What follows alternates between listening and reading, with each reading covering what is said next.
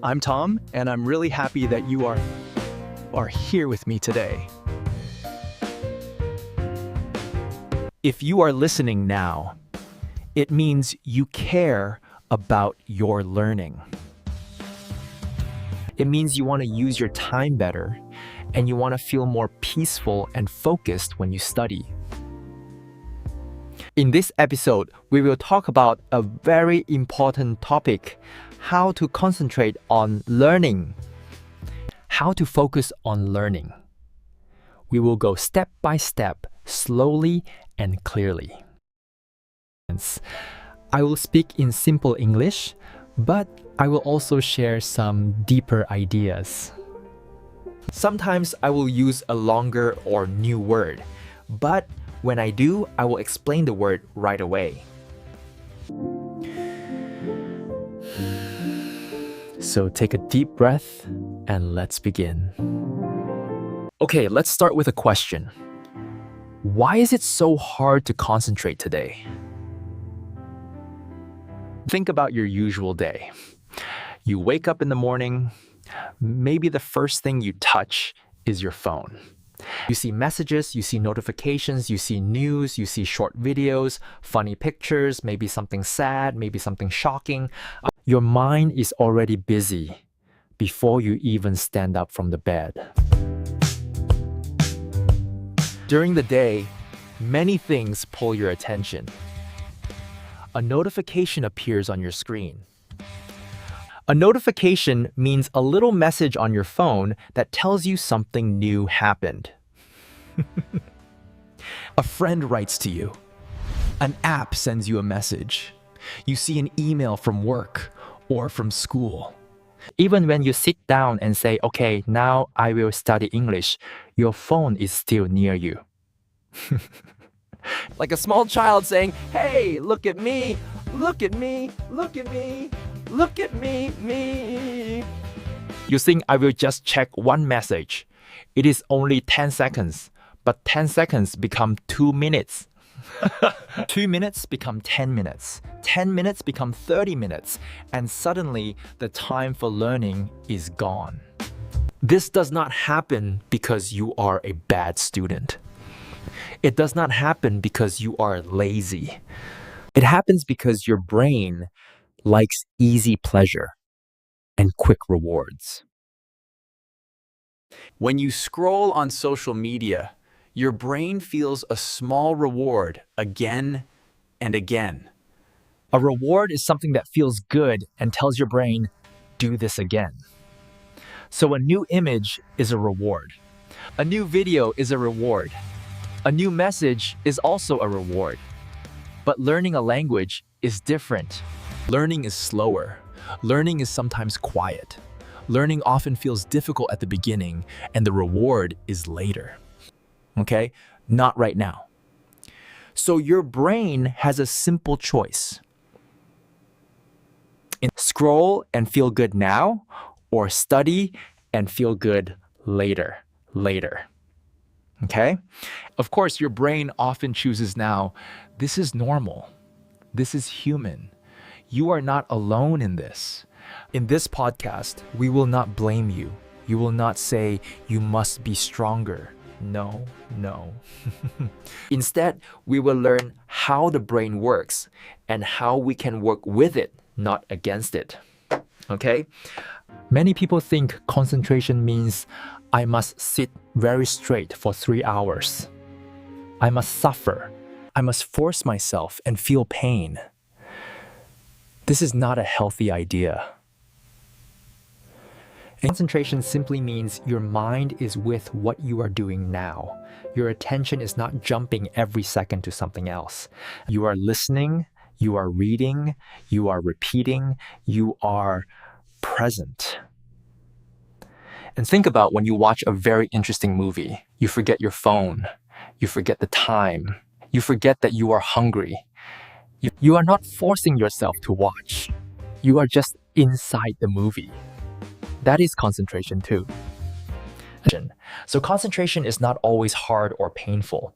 Sometimes concentration feels light, smooth, and even enjoyable. Now we will use 2 new words, okay? Deliberate concentration, organic concentration. Don't worry, I will define them in simple language. So deliberate means on purpose, with a clear decision.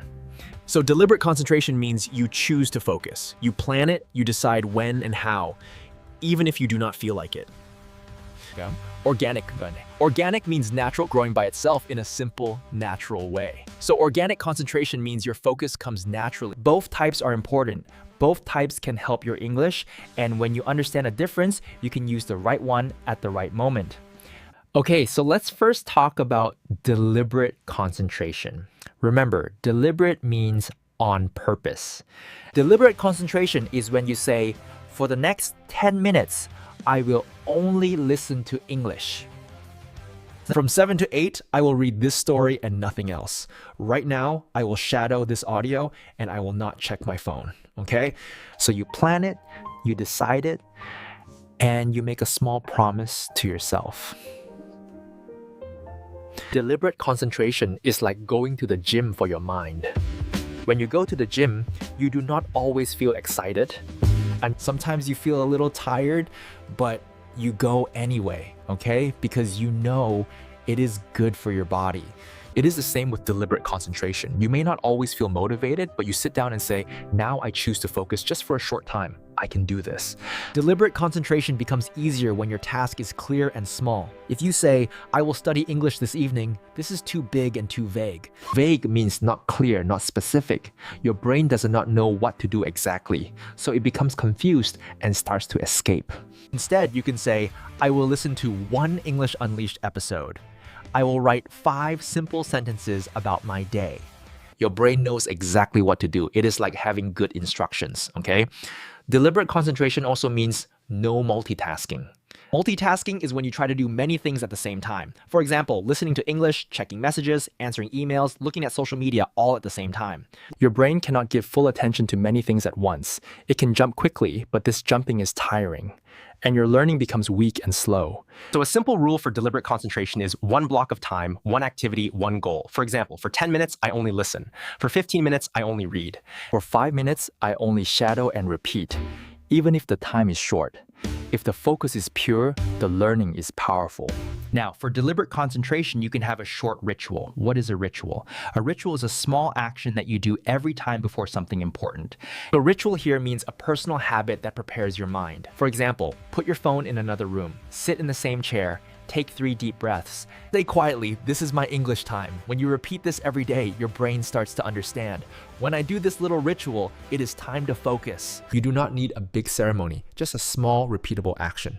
Okay, now let's talk about the second type of concentration, organic concentration. And remember, organic means natural, growing by itself. When conditions are right, think about a plant. You do not pull the plant to make it grow. You do not shout at it. You do not say, grow faster, grow faster. No, you don't do that. You simply give it water, light, and good soil, and it grows naturally. Organic concentration is like that. You are doing something that feels interesting, meaningful, not too easy, and not too difficult. And then you notice that time passes very fast. You are in the activity. Maybe you are listening to a story that touches your heart. Maybe you are watching an English video about a hobby you love. Or maybe you are writing a message to a real person in English. You are not forcing yourself to focus. You just forget everything else because you care about what you are doing. That is organic concentration. Now, organic concentration needs good conditions like a plant. Okay, for example, the topic is interesting or emotional for you. The level is not too difficult. You are not very tired. You are in a calm environment. If our story is extremely difficult, your brain cannot relax. It is busy trying to understand every word. You feel stress. This kills organic concentration. If a story is too easy and boring, your brain also escapes. You feel, why should I listen to this? That also kills organic concentration. And so for organic concentration, the level should be just a little above your current level. You understand most of it, but there is still something new to learn. This is like walking up a small hill, not climbing a giant mountain, and not staying only on flat ground. Here's another important point. Organic concentration is very strong when emotions are involved. When you read or listen to a story, you feel curious. You want to know what happens next. You care about the character, you are surprised, or you laugh, or you feel sad. Because you care, your brain wants to follow. This is organic concentration. This is why stories are so powerful for language learning. They combine meaningful content, emotion, and repeated language, so your brain enjoys the story. All right, now we have two ideas. Deliberate concentration, which is on purpose, planned like training. Organic concentration, which is natural and grows by itself when conditions are right. The big secret is this: the best learning happens when you use both, not just one. Deliberate concentration is like building a safe room for learning. Organic concentration is like filling that room with light, music, and life. Deliberate concentration gives you a time, a place, it removes distractions, and chooses a clear task for you. Organic concentration gives you interest, gives you joy, gives you emotional connection, and it makes the time feel short and comfortable. Let's see, bro. So your ideal learning session looks like this. You deliberately decide to study for 15 minutes. Remove your phone, sit down, take a deep breath, and start. Then you use content that can grow organic concentration. A story you like, a topic you care about, a movie you love, or a dialogue that feels alive. So you start with deliberate focus, and slowly your mind enters organic focus. At first, it feels like I choose to study now. Okay, now let's make it very practical for your English. Let's start with listening to a story. Imagine you have a 10-minute story in English. In the deliberate concentration part, you choose a time, for example, 9 p.m. You sit in your usual study place, you put your phone away, you start the audio. At the beginning, maybe your mind who wants to escape that is completely normal. You gently bring it back. Now we move on to the organic concentration part. After 2 or 3 minutes, this story becomes interesting. You want to know what happens. You are curious about the character. You feel a little emotion. Slowly, your concentration becomes natural. You're not checking the clock. You are just inside the story. Now, even with all this, your mind will sometimes run away. You will notice that you start thinking about work. You start thinking about problems, or you start thinking about what you will eat later. You will start thinking about something that happened yesterday. That is, my friend, completely normal. The important part is what you do when you notice it. Here is a gentle method. Step 1, notice it. Okay? Pay attention to it. So you say, oh, my mind is not here. It went away. Step 2 is do not judge yourself. Do not say, I'm stupid. I cannot focus. Instead say, okay, this is normal. Step 3, come back. Okay, come back. Bring your attention back to the audio, to the text, or to your voice. Every time you come back, you are training your concentration. You are making the focus muscle a little stronger. So when your mind runs away and you bring it back, that is not failure. That is success, my friend. That is the exercise. All right, now I want to speak to you with slightly longer sentences, still in simple English, but with a little more depth. When you practice concentration, you're not only training your brain to stay with a task, you are also very quietly changing the story you tell yourself about who you are as a learner. Many people carry this story inside their head. I cannot focus. I always get distracted. I start, but I never finish. This story feels true because in the past, they did lose focus many times. But when you begin to create even very small moments of deliberate concentration, for example, a simple 5-minute session where you just listen, you can slowly start to say, yeah, sometimes I get distracted, but I can also focus even for a short time when I decide to. Because language learning is not only about grammar or vocabulary, it is also about identity. Identity means the way you see yourself. If you begin to see yourself as a person who can concentrate even in short blocks, and as a person who enjoys organic concentration when listening to instructors. So deliberate concentration gives you structure and confidence. Organic concentration gives you joy and meaning. Together, they help you. You do not need to be a perfect student. You do not need to feel strong every day. You only need to return again and again to these 2 simple questions. Can I give myself a small block of deliberate focus right now?